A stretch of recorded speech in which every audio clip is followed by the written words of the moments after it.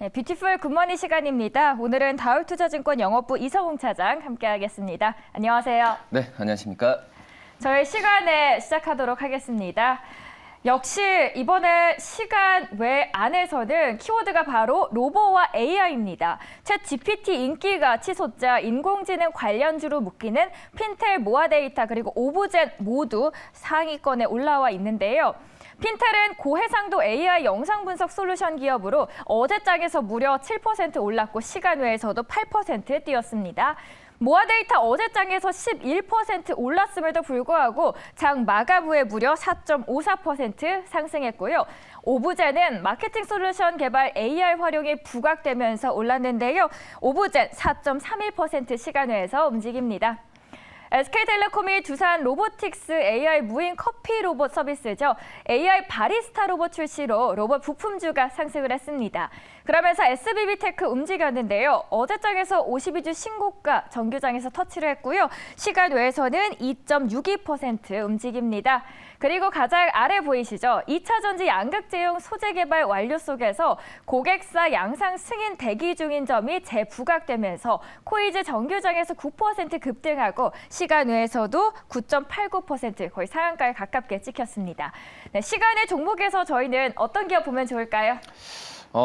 우선 코이즈 한번 좀 봐야 될 텐데요. 우선 다른 부분 로봇 AI도 괜찮지만은 이제 미차 전지와 좀 연결되는 그런 기업들은 좀 관심 있게 봐야 되지 않나 생각이 되고 있고, 어제 같은 경우에 이제 코이즈가 2차 전지죠. 이 나노 금속 산화물 소재에 대한 부분에 있어서 고객사에 대한 어떤 테스트, 그리고 고객사 확보에 대한 부분을 좀 얘기를 하면서 시간으로 좀 많이 갔고, 장중에도 이런 이슈 때문에 주가가 좀 상승을 했는데, 아시겠지만은 이제 코이즈 같은 경우에는 계속 매출액과 영업이익이 적자를 지금 계속해서 지금 기록을 하고 있습니다.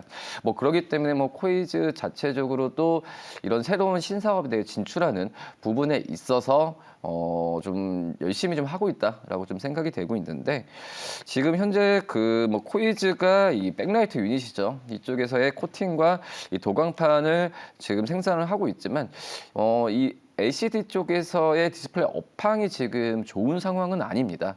그리고 이런 쪽에서의 이 경쟁 구도도 굉장히 좀 심하기 때문에 이 본업에 대한 부분에 있어서 수익을 좀 바로 좀 잡히는 시간이 좀 걸리는 건 사실이다라고 볼 수 있겠고요. 그러기 때문에 2차 전지 소재 쪽에서의 사업에 대한 진출 부분이 과연 언제 좀 가시화될지는 모르겠지만, 우선 시간으로 봤을 때는 아시겠지만 요새는 2차 전지에 대한 부분이 좀 관련주로 묶이기만 하면은 주가 급등하는 모습을 보여주고 있기 때문에 어떤 단기적인 매매 관점에서 들어가면 좋지 않을까라고 좀 생각이 되고 있고, 그 전에 코이즈가 이제 적자 기업이지만 주가가 좀 올랐을 때가 이런 2차 전지 쪽 얘기가 나왔을 때, 그리고 그 전에 어떤 대선 테마주로 주가가 좀 갔었던 부분이 있습니다. 그렇기 때문에 실적과 무관하게 주가가 움직이는 부분이 있으니까 적극적인 매매보다도 단기적인 매매 관점에서 들어가는 게 낫지 않을까라고 좀 생각이 되고 있고요.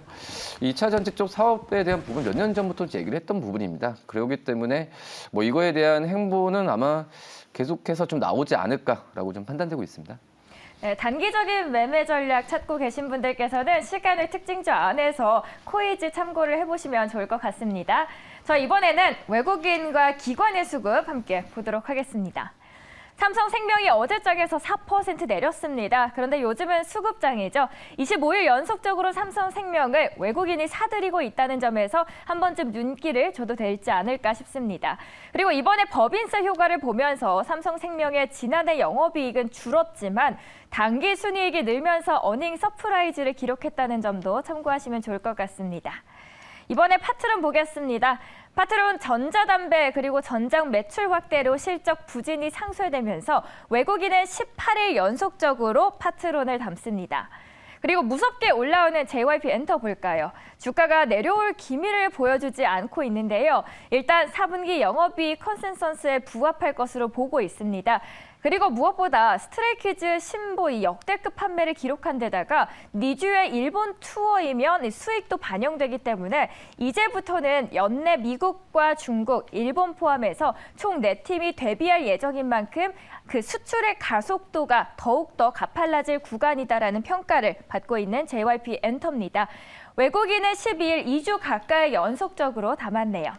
이어서 한솔테크닉스 보겠습니다. 9일 리오프닝 안에서 파라다이스 5일째 담겼고요. 5종목 저희 외국인 순매수 특징주 안에서 봤는데요. 어떤 기업을 보면 좋을까요? JYP 엔터 봐야 되지 않을까 생각되고 이번 주에도 역시 뭐 신고가를 썼습니다. 제가 이제 엔터주들 안에서 JYP 엔터를 그전에도 좀 몇 번 말씀을 드렸는데 역시 JYP 엔터의 최대 강점은 이제 본업에 충실하다는 부분이죠. 뭐 본업이라고 한다면 음원, 음반 그리고 이 오프라인 콘서트 같은 아티스트들에 의한 수익 창출이라고 좀 볼 수 있겠고요. 뭐 그전에 뭐 다른 엔터 업체들이 뭐 신규 사업에도 진출을 하고 뭐 그전에 뭐 메타버스 여러 가지 뭐 게임 사업도 진출했지만 뭐 신사업에 진출한 게 나쁜 건 아닙니다. 하지만 이거 신사업에 좀 다른 사업 쪽에 진출했을 때 이거에 대한 리스크도 소위 주가에는 안아야 된다라고 생각이 되고 있고요.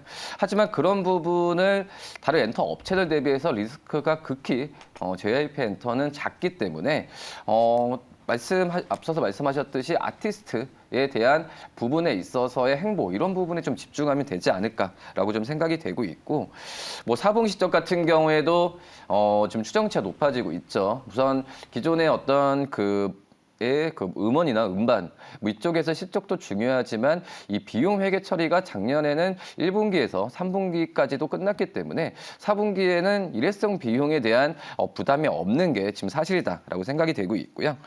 뭐 그렇기 때문에 이 JYP 엔터에 대한 실적주로서도 주가가 좀 정직하게 반영을 잘 하고 있다라고 생각이 되고 있고 뭐 기존 뭐 아시죠? 뭐 트와이스나 여러 가지 그 걸그룹에 대한 음반 판매도 좋고 지금 현재는 이 어떤 이 오프라인 콘서트에 대한 수익 기대감도 클 텐데 뭐 중요한 부분 같은 경우가 이 기존의 아티스트들의 팬덤이 꾸준하게 좀 유지가 되고 있다는 점을 봤을 때는 저는 그 기존 라인업에 대한 부분도 올해는 어떤 실적의 가장 큰 밑바탕이지 않을까라고 좀 생각이 되고 있고요.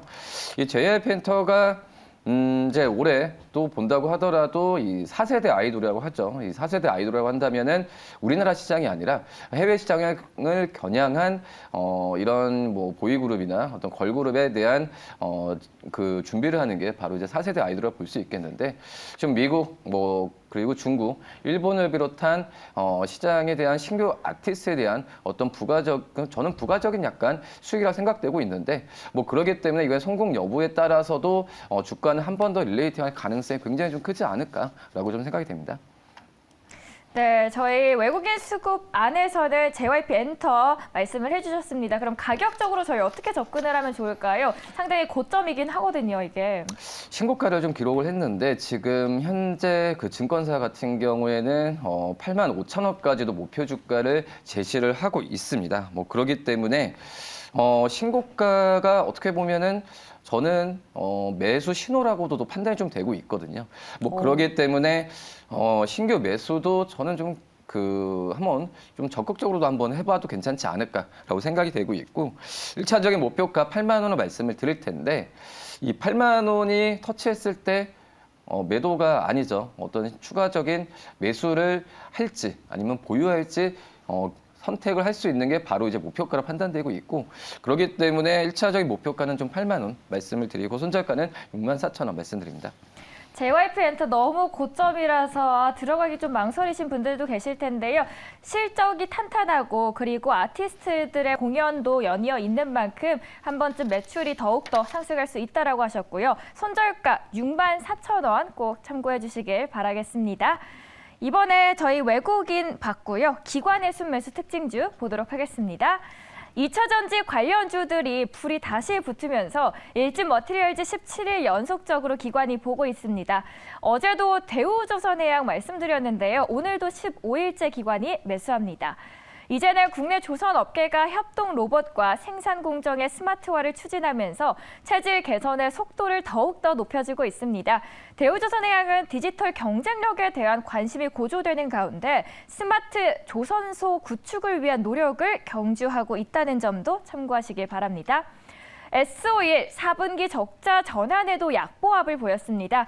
하지만 증권가는 이때 매수하라라는 입장입니다. 주가 방어에 성공했다는 평가도 나오는데요. 실적 발표에 따른 악재 해소와 올해 1분기 실적 개선 기대감을 업계에서 매수 이유로 꼽고 있습니다. OTT 시장을 성장에도 불구하고 이 대형 스크린에 대한 수요는 죽지 않을 것이다라는 전망에 CJ-CGV 기관은 6일째 바라보고 있습니다. 6일째 매수세 들어갔고요. 마지막으로 2차 전지 관련주 시간 외에서 있었죠. 신흥 SEC는 5일째 순매수세를 받았습니다. 저희 기관의 탑픽주 보겠습니다. 이제 CJ-CGV를 좀 관심 있게 좀 봐야 될 텐데. 뭐 CJ-CGV 하면 영화관이죠. 말씀하셨듯이 뭐 지금은 거의 OTT가 좀 대세고 하지만은 이 뭐 작년에 뭐 범죄주 2도 그렇고 뭐 12월에 뭐 개봉한 아바타 2도 그렇고 아직까지도 스크린에 대한 시장에서의 그 수요는 계속해서 꾸준하게 지금 이루어지고 있다라고 좀 생각이 되고 있고요. 뭐 코로나 이전에 관객 수를 회복하는 것도 중요하지만 뭐 실질적으로 좀 세세하게 들어간다면은 역시 뭐 티켓 가격도 굉장히 좀 올랐던 부분이 있고 비용 절감도 지금 코로나를 한번 거치고 CJ-CGV도 많은 노력을 했다라고 판단되고 있습니다. 그렇기 때문에 작년 4분기가 흑자 전환에 대한 부분이 중요한 게 아니라 올해 어떤 상반기 때 실적이 마진이 많이 남아야 되거든요. 그래야 뭐 이런 부분에 있어서 지금 그 CJ-CGV의 어떤 코로나 피해주라는 그런 인식을 바꾸고 다시 한번 실적주로서 들어갈 가능성이 있다라고 좀 생각이 되고 있고요. 올해 뭐 기대작도 굉장히 좀 많습니다. 뭐 인디아나 존스 5번째도 그렇고 마블도 또 미션 임파서블도 그렇고 뭐 시리즈에 대한 부분에 있어서 기대감이 크다라고 좀 생각이 되고 있고요. 그렇기 때문에 어떤 본업에 대한 어떤 관객 수도 굉장히 중요하지만 말씀드렸던 이 CJ-CGV의 어떤 구조적인 효과가 어떻게 발휘할지 이 부분을 올해 어떤 상반기 때 한번 주목을 하면서 뭐 CJ-CGV 행보를 계속 관심 있게 보는 게 낫지 않을까 그렇게 판단됩니다. 네, 저희 기관 안에서 CJ-CGV를 선택을 해주셨습니다. 앞으로 4분기 영업이익의 흑자 전환이 예상되면서 참고하시면 좋을 것 같습니다. 마지막으로 저희 사모펀드까지 볼까요? 간밤 미국 뉴욕 증시에서 나스닥 지수가 급등한 가운데서 우리 증시에서도 대표 성장주인 네이버가 나란히 상승을 했습니다. 페드가 디스플레이션을 인정하면서 속도 조절 의지를 보여줬죠. 그러자 시장은 연내에 기준금리 인하에 대한 기대감이 커지면서 성장주에 매수세가 몰렸습니다. LG전자 글로벌 생활가전 시장에서 사상 처음으로 매출과 영업이익 동반 선두에 올랐습니다. 2021년 처음 월풀을 제치고 매출 1위를 기록한 데 이어서 지난해에는 영업이익 선두까지 탈환합니다. 진정한 생활가전 왕좌를 차지했다라는 평가가 나오면서 사모펀드 매수했네요. 어제 에코프로 올라오면서 그룹주들이 일제히 올랐죠. 에코프로 있고요. 그리고 S-오일은 기관과 동일하게 러브콜을 보냈습니다. 마지막으로 저희 삼성 바이오로직스까지 볼 수 있었습니다. 사모펀드 내에서 어떤 기업 보면 좋을까요? 삼성 바이오로직스 한번 좀 봐야 될 텐데요.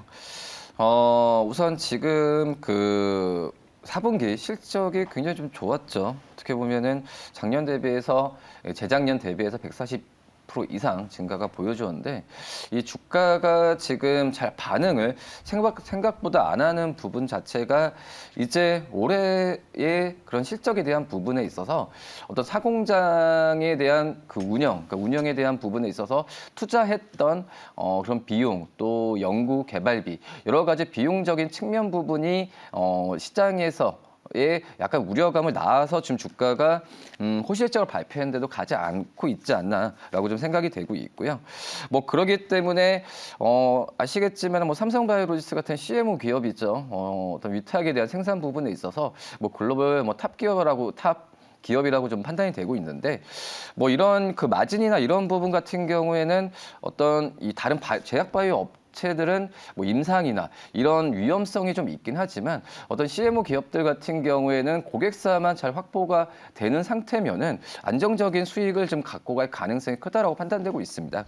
뭐 그래서 지금 삼성 바이오로직스도 어떤 마진이 많이 남는 구조 그리고 빅파마, 그러니까 글로벌 가장 큰 기업들을 대상으로 이런 그 CMO 사업을 잘 운영을 하고 있기 때문에 이 4분기 실적에 대한 어떤 비용이 많이 들어간다고 하더라도 이런 부분에 대한 그 영업이익에 대한 증가, 마진 부분을 꾸준하게 잘 유지할 거라고 판단이 되고 있거든요. 뭐 그렇기 때문에 어떤 제약바이오 대형주로서는 삼성 바이오로직스를 좀 꾸준하게 좀 관심을 가져는 게 맞지 않을까라고 생각이 됩니다. 사모펀드 안에서 저희 삼성 바이오로직스 설명을 해주셨고요. 가격적으로 저희 접근 방법 어떻게 잡아보면 좋을까요? 우선 증권사는 지금 목표 주가를 100만 원 이상, 110만 원 이상까지도 잡고 있는 현재 상황이라고 좀 볼 수 있겠고요. 저는 이런 그 삼성 바이오로직스의 100만 원 이상의 그런 목표 주가는 저는 타당하다라고 좀 생각이 되고 있고 1차적으로 봤을 때 목표가 90만 원 말씀드리고 손절가는 70만 원 말씀드립니다. 목표가로는 90만 원, 손절가로는 70만 원입니다. 그리고 저희 사모펀드 매수 특징주 안에서 보면 LG전자가 있는데요. 시청자분께서 LG전자 같은 경우에는 오히려 삼전보다 더 무겁게 움직이는 것 같다. 지금 보유하시는 분들께서는 좀 답답한 경향이 없잖아 있으신 것 같은데 매출과 영업이익도 모두 잘 나왔습니다. LG전자 어떻게 보시나요?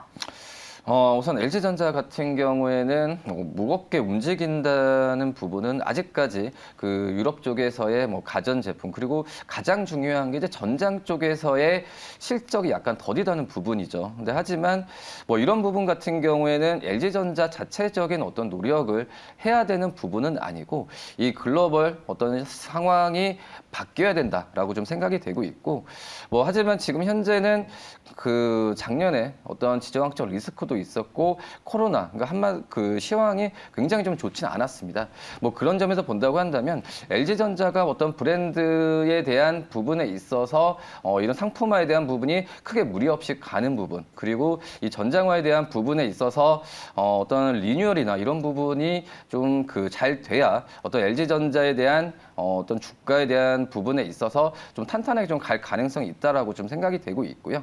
뭐 그렇기 때문에 뭐 이번 주에도 신고가라기보다는 뭐 작년부터라도 본다고 하더라도 계속해서 고공행진을 펼치고 있습니다. 그렇기 때문에 저는 매수 관점을 오히려 삼성전자도 반도체 사이클이 빨리 올지 안 올지도 아직 모르는 상태에서 저가 매수가 들어오고 있는데 LG전자 같은 경우는 그런 부분은 아닌 것 같아요. 저가 매수라기보다도 이 실적을 찾아가는 과정에 있기 때문에 LG전자를 오히려 삼성전자보다도 매수 관점 접근해도 무리가 없지 않나 이렇게 판단됩니다. LG전자는 오히려 실적 그리고 회사 자체가 탄탄하다는 점에 집중을 하면서 오히려 지금 더 매수해도 좋다라고 전략을 살펴주셨습니다. 자, 지금까지 뷰티풀 굿모닝 시간이었고요. 오늘은 다울투자증권 영업부 이상웅 차장 함께했습니다. 감사합니다. 네, 감사합니다.